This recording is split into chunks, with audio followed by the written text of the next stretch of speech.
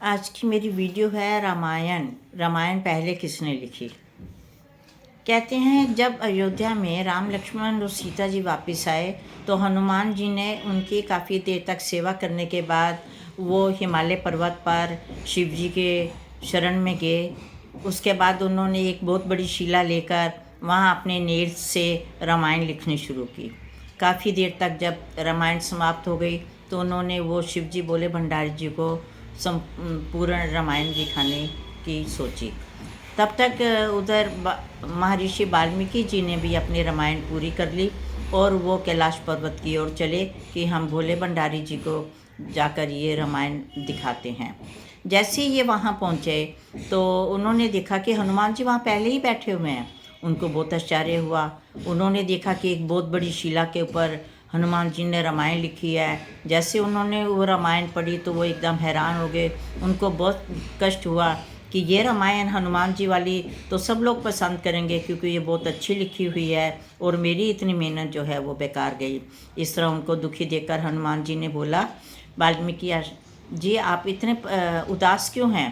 उन्होंने बोला मैंने इतनी मेहनत कड़ी मेहनत के साथ ये रामायण लिखी है पर आपके रामायण तो एक अद्भुत बहुत अच्छी है जिसे कि आप के रामायण को लोग ज़्यादा पसंद करेंगे। उनको दुखी देखकर हनुमान जी ने सोचा कि ऐसा मतलब करना ठीक नहीं है।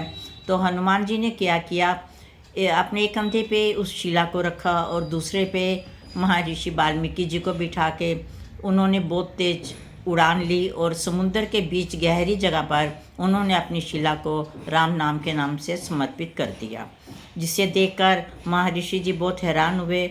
उनको लगा कि आपने इतना बड़ा काम किया, इतना बड़ा आपने सारा वो किया अपनी रामायण को। तो उनको देखकर उन्होंने बोला कि मैं आपका ये भार जो है वो कैसे उतारूँगा, कैसे मैं आपका ऐसे ये सारा कुछ आपको इसके बदले में कुछ अच्छा करूं। उन्होंने कहा कि और तो कुछ नहीं है, अगले जन्म में मैं दोबारा जन्म लेकर कलयुग में इस रामायण को संपूर्ण करूंगा। जिसे महर्षि वाल्मीकि जी ने दोबारा जन्म लिया जो गोस्वामी तुलसीदास जी के नाम से प्रसिद्ध हैं। उन्होंने फिर इस रामायण को संपूर्ण किया जिससे उन्होंने लोगों के आगे प्रदर्शित किया जो आज हम लोग सब पढ़ते हैं।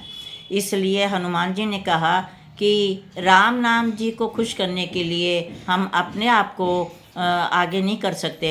उनको खुश करने के लिए हमें किसी को दुखी नहीं रखना चाहिए क्योंकि किसी को दुखी रख के हमने अपनी खुशी और अपना नाम लेना है तो उसका कोई फ़ायदा नहीं। अपना नाम कमाने के लिए हमें दूसरों को कष्ट नहीं देना चाहिए। यही राम जी की सेवा है, यही राम जी का नाम है। इसी नाम से हमें सबको प्रसन्न करना चाहिए।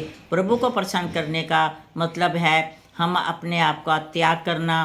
प्रभु सब जानते हैं क्योंकि वो जान ही जाने, उनको सब पता है कि कौन मेरे लिए क्या कर रहा है। इसलिए ये सब कुछ करने के लिए हनुमान जी ने ऐसा ही किया। हनुमान जी की जो सेवा है, उनकी जो भावना है, उसी से हमें ये सब शिक्षा मिलती है। श्री हनुमते नमः, श्री हनुमते नमः।